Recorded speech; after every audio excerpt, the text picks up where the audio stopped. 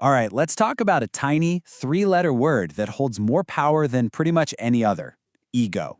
And no, it's not just about being arrogant or cocky. It's a fundamental force inside every single one of us. And honestly, understanding it is the key to unlocking, well, pretty much everything. That's a pretty bold statement, isn't it? But just think about it for a second. Ego is what can push someone to build an empire from absolutely nothing, or it can be the very thing that brings that entire empire crashing down. It's like a force of nature, and it's living right inside you. And this is the real conflict we're digging into today. See, ego is a classic double-edged sword. On one side, it's a poison. It can totally ruin your potential, your relationships, everything. But on the other side, it can be the fuel that makes you completely unstoppable. So the real question is, which side are you feeding? Okay, so before we can learn how to use it, we have to understand how it can use us. We've got to face its dark side head on, the enemy that's operating from inside our own minds. You know, the really dangerous thing about ego is just how sneaky it can be. When it's in the driver's seat, any piece of advice, any feedback, it doesn't sound like help anymore, it sounds like a personal attack. It builds this invisible wall around you where you're always right, making it literally impossible to see your own flaws or, correct your course when you're going the wrong way. And the result of that? It's simple, really. The second your ego convinces you that you know it all, your growth just stops, dead in its tracks. See, learning requires humility. It requires you to admit you don't have all the answers. And ego? Oh, it hates that. It just slams the door shut on any kind of progress. Come on, think about it. Think about a time you knew you should have sent a simple text, maybe an apology or maybe just the first message to reconnect with someone. What stopped you? A lot of the time, it's that little voice of ego whispering, hey, if you do that, you'll look weak, you'll be the smaller person. And that one little thought, it costs us big time. It costs us opportunities, friendships, and really important connections.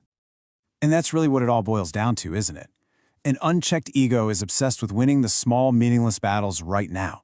It has to win the argument, it has to get the last word, it has to prove its point.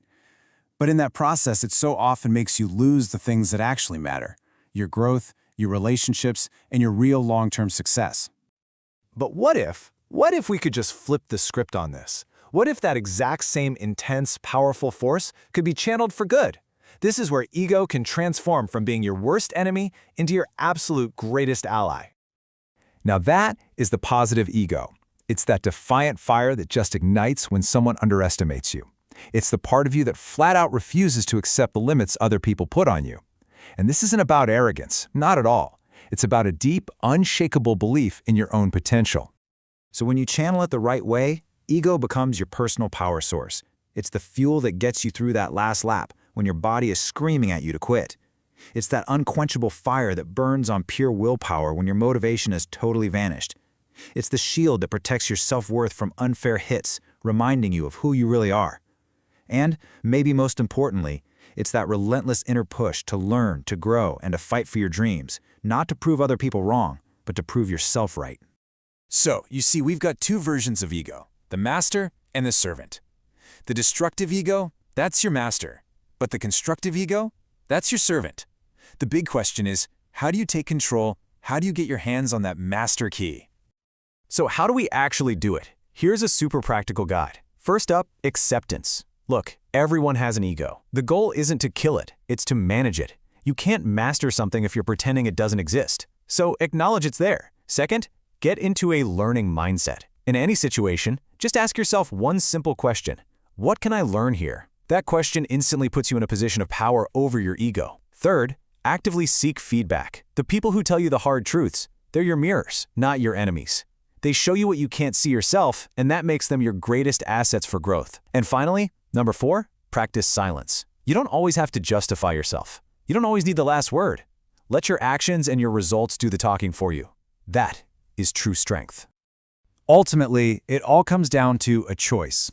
In every single situation, when you succeed, when you fail, when you get praised, when you get insulted, you have a decision to make about which ego you're going to let lead the way. And this right here is the core difference.